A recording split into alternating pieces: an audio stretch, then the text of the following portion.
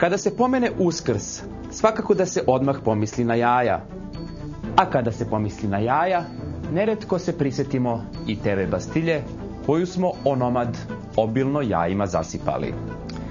TV Bastilja naravno više nije TV Bastilja, ali Uskrs je naravno još uvek Uskrs, a jaja su, hvala Bogu, i dalje jaja.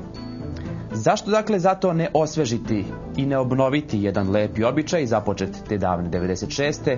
kada su jaja bila izvor velike radosti i sreće? Sva vaša neistucana, šarena jaja strpajte u kesu i spontano se uputite ka Takovskoj ulici, ka nekadašnjoj TV Bastilji, a današnjoj uglednoj nacionalnoj televiziji.